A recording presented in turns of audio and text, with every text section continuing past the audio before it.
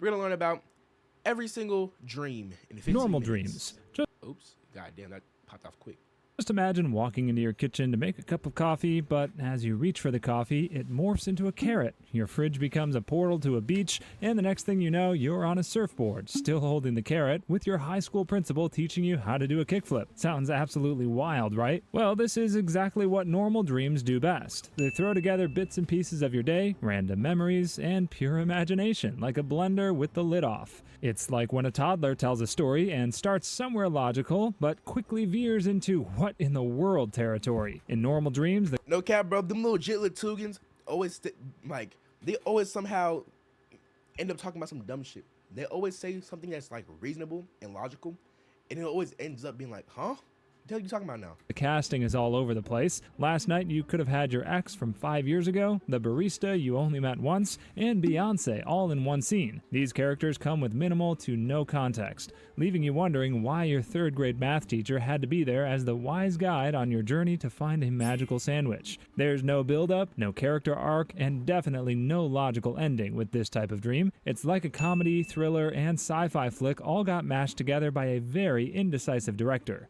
However, these types of dreams happen because your brain is trying to piece together all the scraps of information you gathered consciously and subconsciously from your day. All those background thoughts, forgotten errands, random memories, and overheard conversations from the grocery store basically become material to create the most random, absolutely hilarious dream world. Lucid dreams. So with lucid dreams, you Juice World. are not just the dreamer, but also the director, producer, and lead actor to the midnight cinema of your mind. Basically, you'd know that you're actually dreaming, but the twist here is that you can actually be in charge of what you want to dream about. We are talking about absolute creative control. Let's say you want to fly. In a regular dream, you might flap awkwardly and eventually crash into a tree, but in a lucid dream, you can take off like Superman and soar through the clouds. Or maybe you want to explore a hidden city, shapeshift into a tiger, or summon a pizza the size of a small car. With lucid dreaming, your imagination is the only limit, and if you can think about it, you can do it. One of the coolest parts of lucid dreaming is that you can turn your nightmares into epic battles. For instance, you're face to face with a giant spider, classic nightmare material, but instead of running away or waking up, with a flick of your wrist, that spider can turn into a friendly puppy. Or you can even summon a lightsaber and decide to battle it out Star Wars style. Lucid dreaming lets you be the action hero, facing down your fears and rewriting the script in real time, or rather dreamland. These types of dreams are also the perfect space for self-discovery. Think of them like a therapist's office, where the therapist happens to be, well, you. Now, if you wanted to ask your subconscious why you're scared of public speaking, or perhaps you want to figure out why your last relationship didn't work out, in a lucid dream you can call in characters representing those issues, have a chat, and actually get insights. It's like dream therapy, but with special effects. Nightmares. I don't listen to shit like that. That's crazy.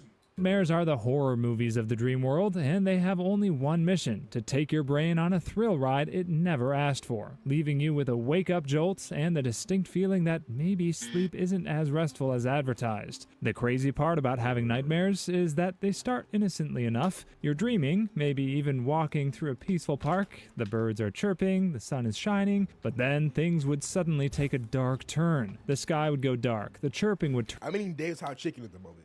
turn into ominous cawing, and out of nowhere, your third grade teacher, dressed as a zombie clown, is chasing you with an AK-47 and blood running down her body. The thing is, the nightmare logic, in the true sense of it, makes zero sense, and that's why it's so terrifying. Basically, nightmares know how to create the perfect storm of fear by taking the ordinary and twisting it until you're frantically trying to escape. One minute you're fighting off a giant snake with a spoon. The next, the snake is inside your spoon. All the details are so wrapped and scary, and even familiar faces would suddenly morph into monsters trying to terrify you. Now, unlike most dreams, which fade away in the morning, nightmares leave a mark. Ever notice how, after a particularly bad nightmare, you wake up sweating, heart pounding, and questioning every creak in your house? Well, that's because nightmares activate the amygdala, the brain's fear center, making the terror feel as real as if you'd watched a scary movie marathon in a dark basement. When you finally wake up, it's hard to shake the feeling that something unnerving just happened. However, sometimes nightmares are just your brain's way of hitting you with unresolved fears or stress. Maybe the zombie clown is actually your fear of public speaking, or the giant wave that swallowed you whole is just stress about that looming. Bro, why are dreams so metaphorical, bro. Like what? Work deadline. So while nightmares are terrifying, they can also be a sneaky way of helping you process what's on your mind, like therapy with a terrible sense of humor. Recurring dreams. So for the past 2 months, you've been having the same dream every single night. You see yourself in high school, dressed in your cheerleading uniform, but there's poop all over your face.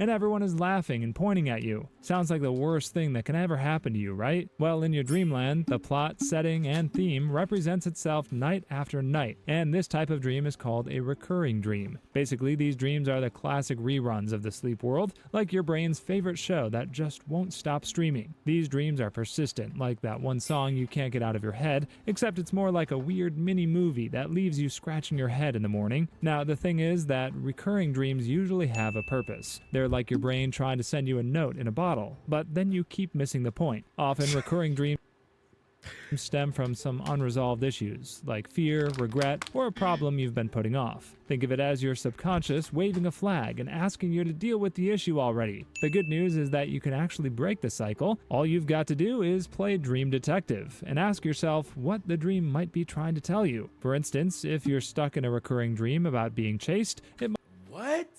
So your body is trying to teach you a fucking lesson like it's a fairy tale? That's kind of crazy. might mean you're avoiding something in your waking life, like a difficult conversation or a decision you dread. The point is that even though recurring dreams can be unnerving, they're actually your brain's way of nudging you towards some kind of growth or resolution. False awakening That's kinda dreams. crazy. You know how on a normal morning you'd wake up, stretch, maybe curse your alarm clock, and roll out of bed? Well, a false awakening has all of these ingredients, but they come with a twist. You might think that you're up and ready to face the day, only to get a weird feeling when something is a little off. It may be that your toothpaste is purple, or your dog is suddenly reciting Shakespeare. And before you can even process what's happening, you'll realize you are actually not awake, but trapped in a weird-ass dream. It's like your brain This shit has never happened to me, bro. This shit has never happened to me. The only thing I've had happen was, like, I was scrolling on my phone in my dream, and then I wasn't actually scrolling on my phone. And, well, no, because I thought I was awake, and I was scrolling on my phone, but I wasn't awake. And I was just like this, with an empty hand. brain is giving you a warm-up round, only for you to flop back to square one. The thing is, false awakenings often come in layers, like some kind of dream lasagna. You wake up, do your normal routine, and maybe even start getting ready, only to realize you're still dreaming. And then you'd wake up again, repeat the same process with some minor changes, but then you are still in La La Land. For some I had a dream that I met the Sterniolos.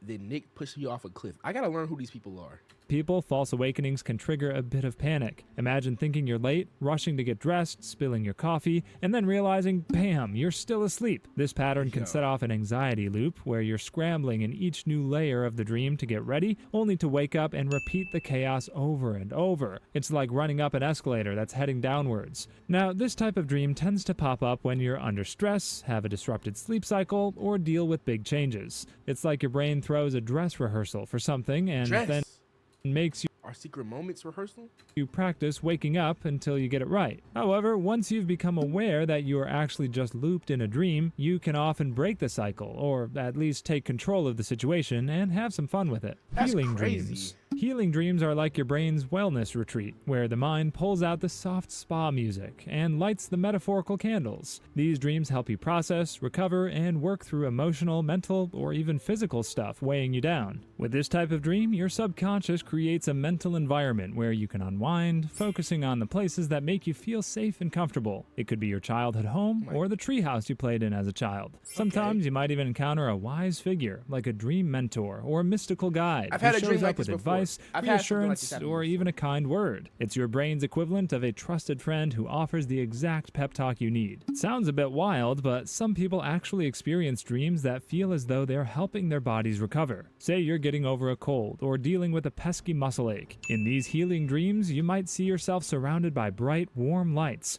or floating through soothing water, imagery that seems to Bro, help humans are like low-key crazy that you can, like, the brain, like, all this can happen and it just not be real. Like, it's just, oh, it was a prank.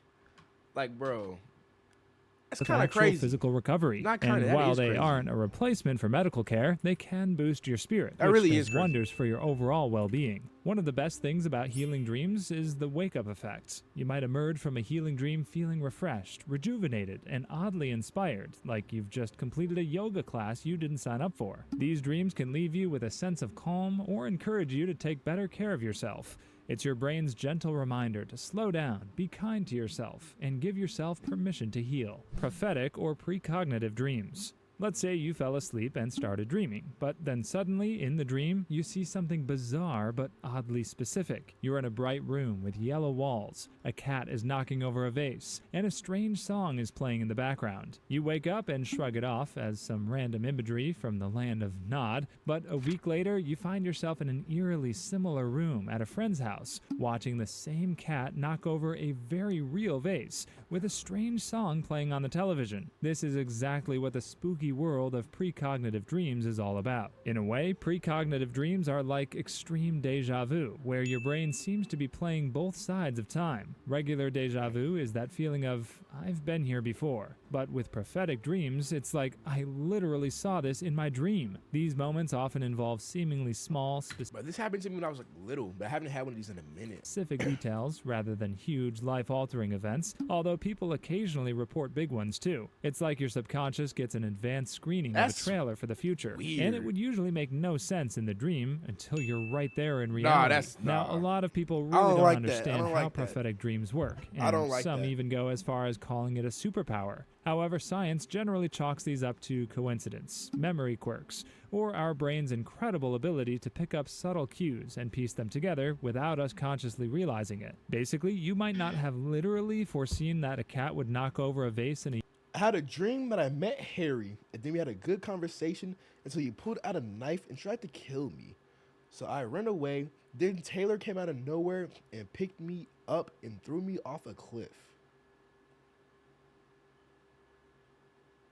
yellow room, but your brain could have noticed subtle clues, like seeing random videos of cats knocking things down, or seeing a house that was completely covered in yellow paint, and tuck that information away until it bubbled up in your dream. There's also the confirmation bias effect at play. We remember the dreams that end up coming true, and tend to forget the many random dreams that don't. So when a dream matches real That's life, true. it sticks out like a light bulb moment, Yeah. while all the others fade into dream memory dust. Daydreams. Picture this. You're at work, nodding along to a presentation, when suddenly your brain hands you a do not disturb sign and zooms off. Your boss is still busy explaining quarterly goals, but in your mind, you're hosting a talk show where you just won Most Interesting Person of the Year. This is your Right. brain switching to daydream mode, often triggered by boredom or routine tasks. It's like the mental equivalent of doodling. You're technically still there, but your mind is giving itself a break. You see, unlike regular nighttime dreams, you're usually wide awake during a daydream, yet your mind decides to ditch the to-do list and go on a mini mental vacation. Now, while daydreams might feel like pure fantasy, they're actually great for creativity and problem solving. Imagine you're stuck on a problem. Maybe you're trying to figure out the right way to word an email or come up with a new idea. In a daydream, the perfect solution just pops up. That's because daydreams help you think around things rather than through them, because your brain goes off-road, ditching the well-worn thought patterns and tapping into fresh ideas in those moments. Technically, the brain regions involved okay. in daydreaming are linked to what's called the default mode network, a group of areas that light up when we're not focused on a task. When you're daydreaming, the brain doesn't switch off, it goes into this mode, which is associated with self-reflection, imagination, and creative thinking. So, far from being lazy, your brain is actively processing, reflecting, and connecting things in new ways. In fact, studies have shown that imagining a situation in detail, seeing, hearing, and feeling it, can help you feel more confident when the real thing comes, or help you get better at a problem you're trying to solve. Night terrors. So, for the past 2 weeks, your 8-year-old son has been falling asleep, only to start screaming loudly, shaking from What? intense fear, and sometimes wildly thrashing. But unlike nightmares, he is completely unaware of the fear-filled spectacle he's putting on. Sometimes he might sit up, eyes wide open, looking absolutely terrified, and yet be totally unresponsive to anyone who tries. Nah, nigga. Send that nigga to the asylum. Bro, this reminds me of that one dream I had. I had this dream one time. It was like 3 days ago, where I was at the park with my friend, and there was like this random old man. he was like, "Someone help that boy." He was pointing up into the sky. I'm like, huh? And like, someone help that boy. He's finna hit his head. And I'm like, huh? I didn't even look. And I just kept talking to my friend. He was like, "Someone help that boy. He's finna hit his head." And I'm like, bro, whatever, bro. And I kept talking to my friend. And then the old man, he started yelling. He was like, "Someone help that boy. He's finna hit his head." And then pointed like super up in the sky. I'm like, bro, what? And I look up in the sky. It's a fat ass bird flying around the sky, but it has the head of like a child. It's like a huge bird. Like it's like imagine me like this flying through the sky. That's how big it was, but it had the head of like a 6-year-old child. And I'm like, what the fuck? So then I look up, and the nigga's flying straight down towards me. And then that nigga shitted. It shitted. It was like human shit. And then that shit hit my arm. And then I literally woke up out of my sleep. I was like this, bro. I woke up out of my sleep like this. Then I was actually tweaking out. But that was the most random shit I've ever went through. To comfort them. Later, when he wakes, he'd have zero memory of what just went down, and it's you that's left traumatized, wondering if you just witnessed a real-life horror flick. Well, what you've just witnessed is a classic night terror episode, and they're like nightmares on steroids. Except the only person going through this nightmare is the one witnessing the night terror, because the person having them won't even be aware of the pandemonium they're causing. Wow. One of the strangest parts about night terrors is that the person having them looks awake. They might even be sitting up, eyes open, or even trying to escape some invisible threat that would make it seem like they're reacting to something they're fully aware of. But in reality, they're in deep, deep sleep. This is because night terrors happen during the non-REM sleep stage, specifically during the deepest part when the brain is cruising through a slow wave phase. They're not dreaming in the way we'd experience in REM sleep. Instead, they're caught in a glitch between consciousness and unconsciousness, a zone where rational thoughts take a vacation. Sadly, night terrors are most common in kids. About 20% of children experience them at least once. Think of it as the brain's version of a toddler throwing a tantrum. Chaotic, noisy, and over something no one quite understands. The good news is that it's usually just a phase, like their obsession with dinosaurs, or that time they insisted on wearing a cape to dinner. It's all part of a developing brain adjusting to sleep cycles. Right. Kind of like figuring out how to switch gears on a bike without falling over. However, some adults have them too, and it is usually triggered by sleep deprivation, stress, fever, or certain medications. Now, the wildest thing about night terrors is that even though they seem terrifying, it's not entirely clear what causes the fear response, and because there's no memory, no one really knows for sure. It's more like an automatic alarm going off, with the brain's fear response firing off in the dark, literally.